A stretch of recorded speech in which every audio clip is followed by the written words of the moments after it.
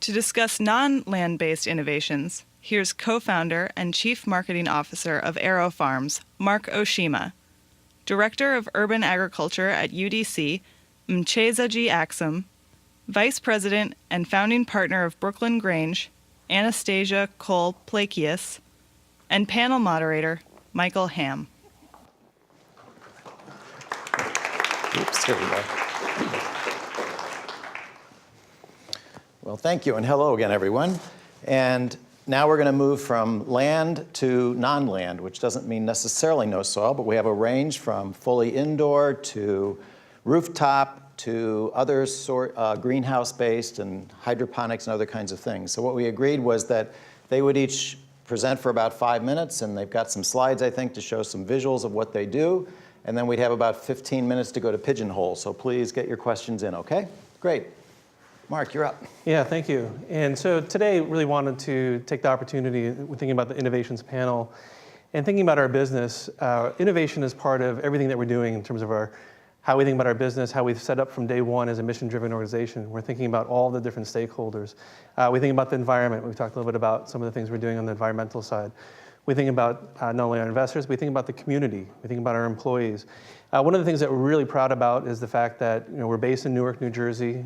Over 85% of our team members live within 15 miles. Over a third we've hired locally from Newark specifically. We're creating jobs. We're creating jobs year-round. Newark was very attractive to us because we've actually had a working farm there for over 5 years in one of the inner city schools. So the idea that we can impact the community in multiple different ways is really important to us as an organization. And we think it's that kind of innovation, thinking about how do we sustain that? How do we build that into the DNA of the company is really important. We talked a little bit about innovation earlier today, about innovation in financing. That's also part of the equation. How do you think about it? How do you attract capital? How do you build together, again, that business model in terms of the right metrics? It's about putting together the right team, the right capabilities. I talked a lot about what we have in terms of plant scientists, engineers, nutritionists, microbiologists. Just a little bit in terms of my own background, sales and marketing. I've headed the marketing for supermarket chains as well as specialty food retailers. And that's one part of the equation that's really important to highlight in terms of when we think about how do we do something at scale, how do we commercialize this. It's really understanding the channels of where we're going to be selling and how we're going to be selling to them. And so I think it's important understanding what's the product proposition, what's the right selling price, and how do you go to market. That's something that we're passionate about, something that we're doing very specifically.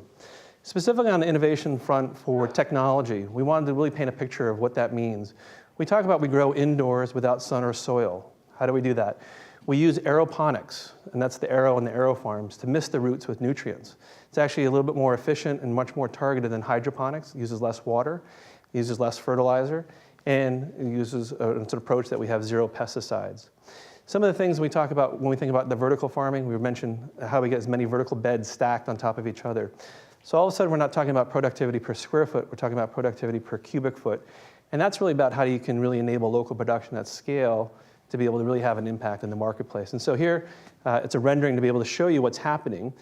We talk about the misting, then we have the growing, and then with LED lights, that's delivering the right specific spectrum. And so innovation, understanding what are the right types of spectrum, frequency, intensity, we can actually have more effective photosynthesis indoors than you would have outdoors. And our ability to be able to do this in control, we can actually stress the plants in different ways. We can optimize. So we can take that exact same seed for baby leafy greens that out in the field may take 30 to 45 days to grow. We can grow it in 12 to 16 days because we're giving it what it needs when it needs it. We kind of like to think of ourselves as plant whisperers, in terms of how we think about what are those inputs. We think about how we optimize for taste, texture, color, nutrition, and that yield is so important in terms of that sustainable business.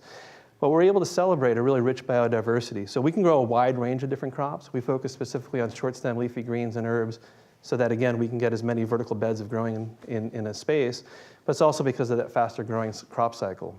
So what does that mean? This is a shot of just showing you what does a healthy root system look like. This is some romaine lettuce that's growing. But you can actually see little droplets on the roots and seeing how we're able to be very targeted in terms of, again, how do we deliver those nutrients. But this is a way of growing that fundamentally is changing the equation. It's 75 times more productive than the field farm on an annual basis. It's driven by the faster crop cycles. I'm talking up to 30 crop harvests a year. We're also talking about the fact that we're able to grow vertically, and then we're actually able to get more density per square foot than you would have out in the field because there's no issues with weeds and thinning. So we actually have all these things driving that greater productivity. So innovation is really at the core of what AeroFarms is about. I'd highlighted earlier before, we have a chief science officer. The team is made up of these plant scientists, these engineers, crop physiologists, plant pathologists, really understanding, again, what goes into the plant nutrition and thinking about how it comes out in terms of human nutrition as well.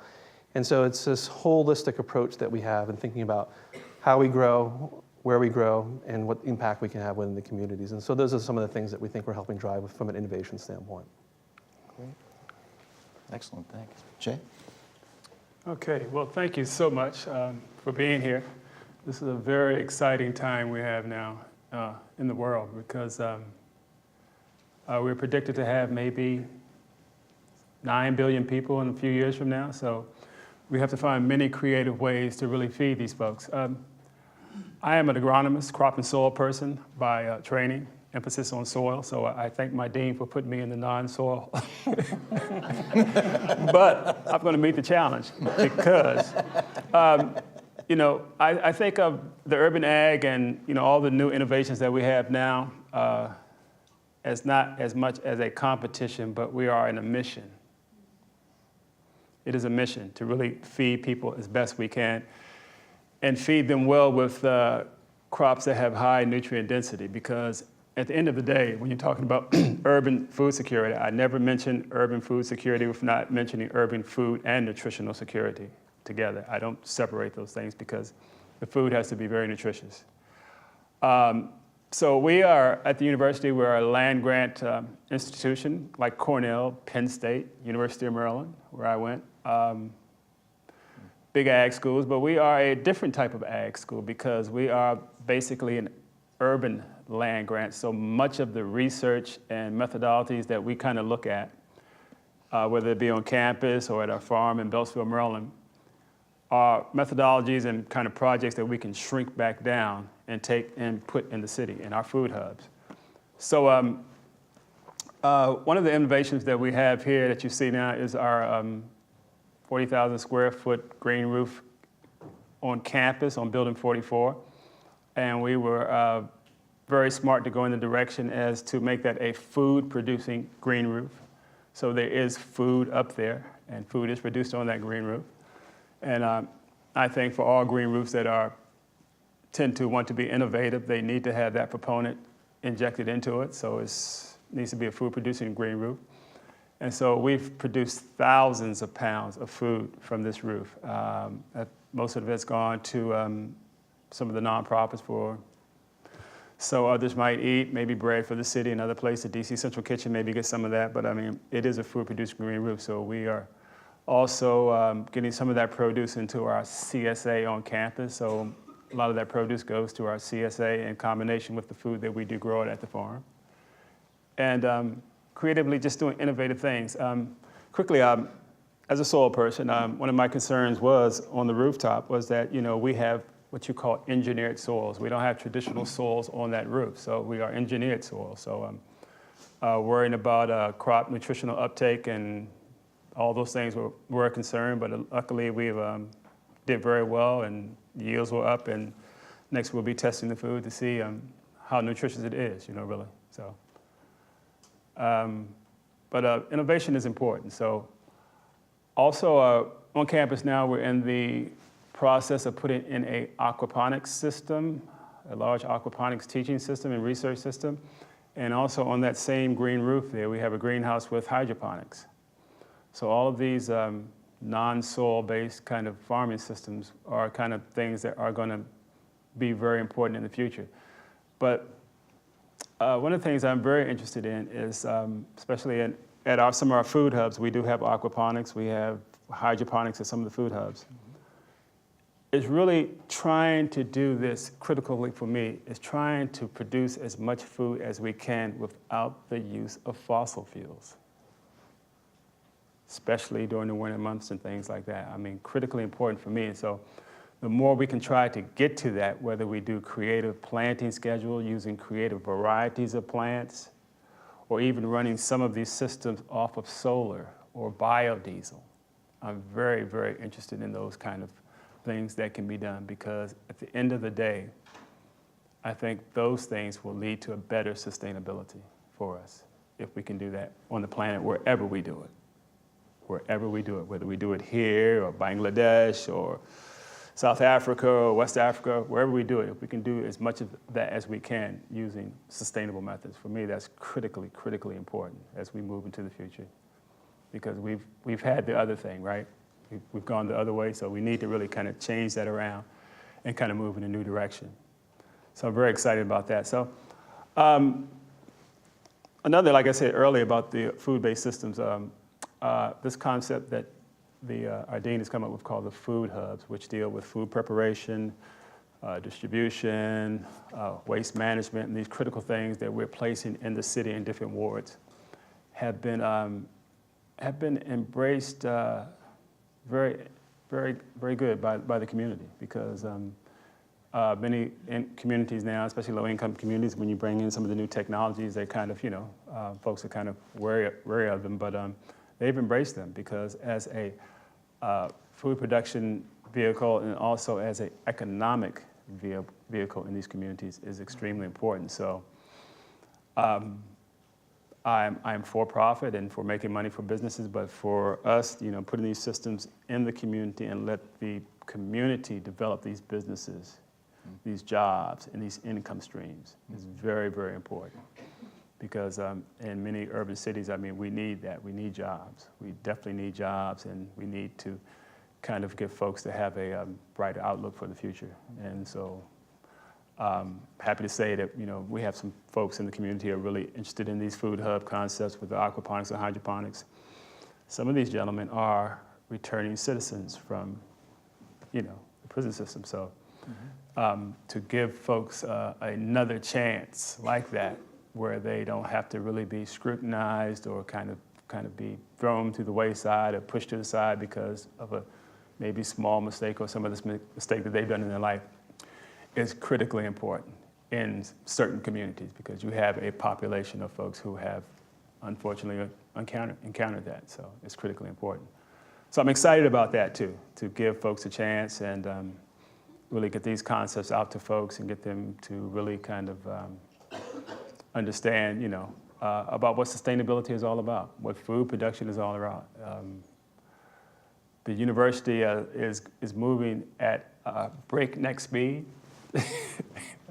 My dear. So we're doing a lot of these things and having a lot of fun and just getting the word out there, because it's very impressive, for a university like the University of the District of Columbia, when people start talking in the country about food innovations or growing systems, or our farm that we have out in Beltsville, which is a huge production farm. We grow everything from A to Z out there. We do have some non-soil-based things. We have aquaponics, hydroponics out there. We have a lot of soil-based growing systems. So tremendous opportunity to get the word out, because we have a special, like I said, we have a special kind of charge to really kind of address urban food and nutritional concerns. And we're kind of looking at it like, if we don't do it, who's going to do it? Great. So that is our mission, that is our goal, that is the direction that we're going in. And so far, we're doing a great job. Good. Absolutely great job. So great. Thank you. Thank you, Jay. Thanks very much. And Anastasia, moving to a roof. Another roof, actually. And you're not the only soil grower, don't worry. I'll steal that clicker, please. Thank you. Thank you so much for having me. This has really been a truly exciting day. And we do have a mission ahead of us. And I think that's a great way of putting it, is this isn't about competition. This is about working together to see how far forward we can move our food system. My name is Anastasia Kolplakias, and I am here today from New York City, where we farm on rooftops. And we actually, it's a really simple, it's not rocket science. We're not reinventing the wheel. We basically just wanted to take the existing green roof technology, grow food in it, but we wanted to do so as a scalable business, because we really felt that it was the best chance we had of of doing this work in a sustainable way. And what does that mean? That means not just fiscally sustainable, but also ecologically sustainable and good for the community in some way. So it's sort of triple bottom line business model that looks at all 3 Ps, right? Profitability, but also planet and the people on it. So how do we do that? Well, it's a very, very, like I said, not reinventing the wheel. We take this existing green roof model and we marry the sustainability benefits of green roofs with the food growing benefits of agriculture. What are some of these sustainability benefits? Urban heat island effect. Anyone who lives in a city who's experienced a heat wave, you think, oh, I'll get some relief when the sun goes down tonight, it'll cool down, you go and sit outside and it feels like noon. That's urban heat island effect at work. And of course, green space helps to mitigate that, as well as stormwater management, which has come up a number of times today because it's a huge problem facing a lot of older cities. How are we going to manage this stormwater? I was so impressed walking over here today by the amount of green infrastructure that I see here in DC. Just trees planted along sidewalks. That's great. This is all helping to manage the stormwater. And of course, New York City is taking a very proactive approach to stormwater management through the Department of Environmental Protection's Green Infrastructure Stormwater Management Grant Program, which I urge you guys all to look up online and read more about. Biodiversity, green roofs also increase biodiversity. We've seen a tremendous number of butterflies on our roofs. There's also increased bat population above green roofs. There's a red-tailed hawk that likes to visit our farm. I don't know where my livestock and extension folks were asking about rooftop chickens. We do keep chickens, and we do have to protect them from the red-tail that loves to come by and eat lunch. And of course, urban ag adds valuable green space to the community, and that cannot be stressed enough. But Brooklyn Grange is a little bit of a different model. So we actually, only about 1/3 of our revenue comes from the sale of produce. We also do a number of events at our farm, experiential programming that ranges from natural dye workshops and compost workshops to Monday night yoga and even weddings. And this is really important because we're farming in a city of 8 million people. If we wanted to just farm and be left alone, then we should probably have farmed somewhere a little bit more remote. We have a community to engage, and we want to engage our community across provide as many access points for the community as possible to really engage with our farm. And really get people thinking about where their food comes from. When you can see the tomato plant that grew the tomatoes that are on your plate as you eat them, it's a pretty cool experience. It really does get people thinking quite a bit. We also keep bees. We have 30-something hives around the city. This is a great non-land-based enterprise for urban agrarians. And we design and install green roofs, backyard gardens, terraces for third parties. And that's great because we're able to employ a lot more people building and maintaining these spaces than we are on just our 2.5 acres.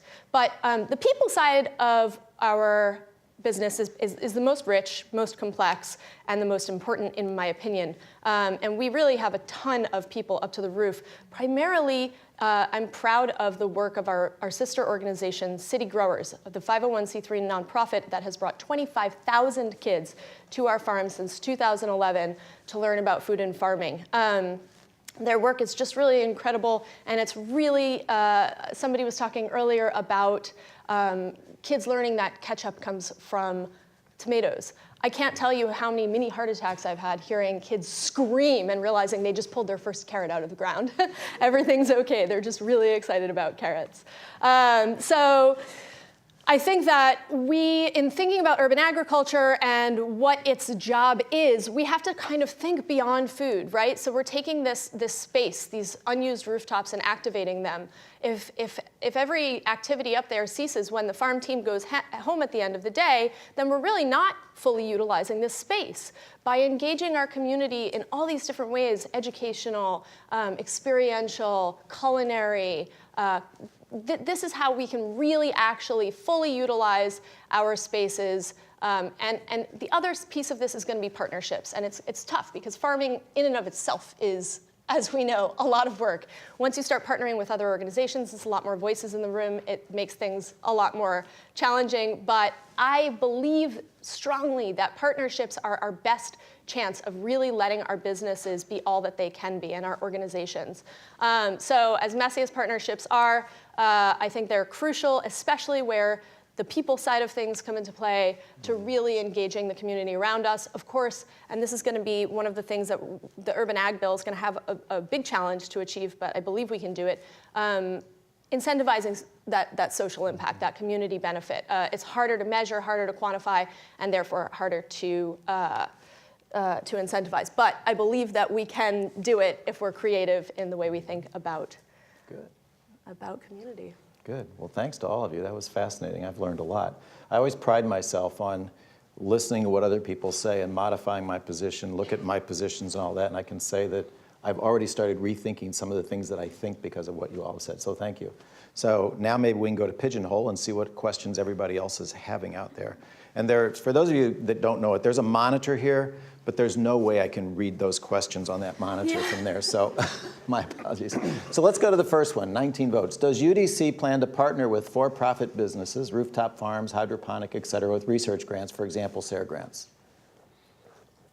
Yeah, I think so. I mean, because you know, we do get quite a bit of funds from the USDA and NIFA, and especially crop block grant, things like that. So partnerships are good. So yeah, as we have a few partnerships now, so we are probably looking to do more partnerships with other folks who are probably looking to put green roofs in and things like that. So absolutely, I mean, it's partnership and collaborations are critical. I always reminded what someone told me a long time about agriculture. I mean, we produced food before we started growing food, so we were throwing spears to catch stuff. But agriculture, the culture part of it, is really what it is really to get people to learn how to work together for a united cause. That's one of the key things about agriculture we often miss, but that's what one of the main purposes of it is, working together. Good. And here's one that I think, there's actually two questions here that are kind of separate. So how does the nutritional content of food grown in a non-land-based system compare to that grown in land? And should non-land-based products be eligible for organic certification, which I know is a hot button with some? I'll take the first one. So this is something that we look at really closely. We're actually monitoring real time. We think about what are the 17 essential elements a plant needs, and we're looking at the macro and micronutrients. In real time, we're actually looking at the absorption rate of each of those, and we are actually modifying. We've developed growing recipes, growing algorithms for each of the different varieties that we grow based on each stage of maturation, so we can, again, deliver the right optimal environment. And then we look at that plant nutrition and we translate it into human nutrition. So we've done third-party testing, and we actually are able to deliver significantly more than the USDA standards, significantly more than the leading conventional brand, significantly more than the leading organic brand on vitamin A, vitamin C, and for a number of our different varieties. And a key message there, though, is that we can do it consistently all year round. And so that's one of the things that's really differentiating, I think, from that standpoint. So we're really excited to have a very nutrient-dense product, and it goes very much in the theme of what Che was talking about. It's not, a calorie is not a calorie, right? So how do we think about having a bigger impact on that? The eligibility for organic, I mean, this has come up fundamentally. Right now, it's under advisement in terms of hydroponics, aeroponics. If you're not grown in soil, you're not considered, and shouldn't be considered to be organic. And I think that's a fundamental definition. I think that's part of what we see as part of the overall organic movement. We also think of what we're doing, though, as being really good stewards for the environment in terms of we're not tilling, we're not doing any kind of crop release, we're not doing anything in terms of related to runoff or stripping the soil. So we actually think we're very good stewards in terms of soil and soil remediation. And I see that there's one question there at AeroFarms about recycling, so I'll just quickly answer that, because the aspect is this is a closed loop system, so we recirculate any water or nutrients that aren't absorbed, and we can actually then, we filter it, and then we actually add in more nutrients as needed. But it allows us to have this virtuous cycle of being very, very targeted and very, very efficient. And then if we ever do need to do a discharge, it actually is at a low enough level that it can be discharged into the sewer system. But again, it is a closed loop system. Great, thanks. I would just add that Elliot Coleman has written some very thoughtful work about the organic certification question. There's no question about the ecological sustainability of a lot of these new controlled environment agriculture practices. They use less water than soil, many of them.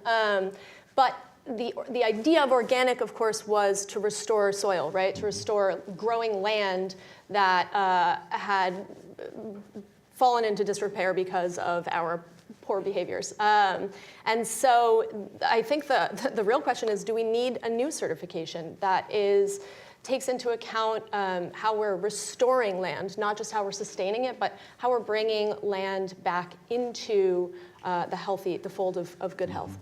Yeah. Or it may be that we need a new certification scheme that's built around something like the planetary boundaries concept or something like that looked at different aspects of environmental sustainability and say, how do different systems compare around a continuum of different environmental characteristics? So, yeah, good. Che, do you want to add anything, or should I move on? Oh, well, you know, the nutrient issue, like I said, is always very important for me, but thank God that we can really test plants now for their nutrient density. I mean, a while back we could just say this was this and that was that, but now we have the ability. We have a testing lab at the university, which we're looking forward to kind of putting crops in these different systems, and testing the nutrient density of these crops, and that's an excellent piece there. So the new certification, well, certification is good. You can't legislate good farming practices, so you can try the best you can. So yeah, it's always good. Okay, good. Well, let me rephrase this one a little bit just to make it a little simpler. So with aquaponics and other kind of these non-traditional production technologies tend to find themselves in niche markets, i.e. they're more expensive. How do we make these foods accessible and not exclusive? The focus for AeroFarms is how we really democratize access to good food. And so our focus is very much not on a niche market. It's very much on selling to as many wide range of different customers. We sell to supermarkets, we sell to restaurants, we sell to institutions like schools. And it's really about, and it's at the exact same price that you would have from the field grown product as well. So that's really important in terms of how we think it's important to make sure the food is accessible. All right.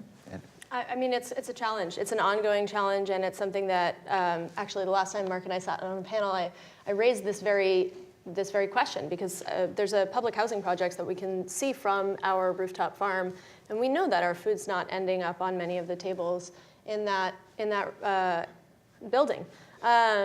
You know, we are very mindful of what we grow and what channels we sell through, so that we can keep our prices similar to any other farm that you would find at the farmer's market. But the fact of the matter is, I think that in a city as expensive as New York City, where land is really, really valuable, the best thing we can do is become educators and equip folks with skills to grow their own food. Although, to be honest with you, that's a privilege as well as a right, rather than a right as well, because of the value of land in New York City. Not too many people have the opportunity. Yeah, I understand, and I want a combination of things, because I understand about the niche market and not about people not being able to afford it. Okay, so for our purpose, these food-based hubs and systems that we're putting in the community, so my thing is to really get these folks up to speed as far as growing, being a good producer, being able to produce high yields, and maybe having to set aside, have a certain income level food for certain folks like that. But I also want them to really search for those high dollar, high value crops, so they can have economic viability and really enjoy what they're doing and embrace it. Because if that is not the case in some cases, you might see a lackluster kind of connection there. So yeah, I need that niche market to play a role, and also other types of food for folks who can't really afford it. Okay. I'm going to jump around a little bit because there's one that intrigues me. I'm curious what you all think. So we know that we can't grow all the food we need for the planet in urban agriculture, but will urban ag help to create a partnership with traditional ag to pass a new farm bill? I mean, this is absolutely, I occasionally email with a woman named Lorraine Lewandowski, who's an upstate dairy farmer. She's a really incredible historian of farming and an advocate for her community. And she's always encouraging us to use our voices as urban farmers to speak for the larger agricultural community. It's something we need to be better about as urban farmers, but I think it's absolutely a partnership. We've learned everything we know from rural farmers. We're hoping that by farming on a rooftop, which is such a controlled environment, the data that we harvest with Cornell University can actually be applied to rural farms and other methods. Yeah, again, I get back to that thing about mission, not competition. You always kind of get into these side arguments. So can urban ag do this? Rural ag folks are kind of upset because their focus is on urban ag. No, this is the mission. It's not a competition. And at the end of the day, we need to do whatever we do to grow and things in a sustainable way, which sustains the planet. If we're doing any of this and it's not sustaining the planet, we have not done our job. I would just add that, I mean, at the heart of what we do, we think of ourselves as farmers first and foremost, but we're very active, within the USDA. We're also very active within New Jersey, the Farm Bureau, in terms of making sure we're part of a dialogue, part of a discussion, and helping advance the overall movement and its idea. But how can we improve the overall food system and really address some of the things that we're talking about? Good. So this probably is for you, Mark, but if aeroponics is 75% more efficient, what's the holdup? I.e., why isn't it used a lot more extensively, I guess? Yeah, I'll clarify. It's 75 times more, so it's actually even more. But the idea is, so we're at this tipping point, right? So this is a capital-intense type of operation, and so we're now at the point, though, where the business and economics are at a point where we can scale and scale efficiently. And so we're in the process, our headquarters are in Newark, but we're in the process of building other farms in other markets, and that's the lens. We have projects in development on 4 different continents. And so this is really about, when we think about the global issues, the global trends, these are issues that what we're very much focused on today are facing us everywhere in the world. And so our lens is how we build 25 farms over the next 5 years. And so we're very much about how we build further in what we're doing right now. Okay. I think we're going to have time for 2 more questions. So the 2 that we're going to focus on here is, so we got the focus of non-land-based systems is typically on greens and herbs. What are the opportunities for other foods to support dietary diversity and nutrition security? Well, that's a challenge. That's a challenge. I mean, we need some creative ways to really, especially the growing of nutrient-dense root vegetables in these aquaponics and hydroponic systems. That's a challenge, finding out ways to do it, which, that the plants can really get all the nutrition that they need. I mean, that nutritional ways that plants really uptake this thing is, they're very complex, and so getting the nutrients into the plants in a root crop-based system, will be, we have to figure that out how to do it. So we need innovative minds to really kind of lead that, or we'll look at that at the university research level and try to figure it out, but that's very important. I would say with our technology, we actually can grow and have grown a wide range of different crops. But we focus on the short stem leafy greens and herbs because of the business model. We talked about how to really have it be sustainable. Where's the right economic opportunity? But we use that as we think as a sort of a launch pad for further development. And we think about the organization, the capabilities can be applied to other crops, can be applied to other industries. And so we see a lot of different future growth. You want to add anything, or we good? I mean, we grow all different types of crops. We grow in soil. Right. You're on a rooftop, but you're in soil. And it's true. The business model supports leafy greens more than anything, but we have a 55-member CSA program and 2 weekly markets, so we're able to justify growing all the stuff that we like to eat at home ourselves. Okay. Well, I got the hook earlier with the sign, so I think that we are actually out of time. So I want to thank you all very much for this, very informative. I learned a lot. Thank you, everybody.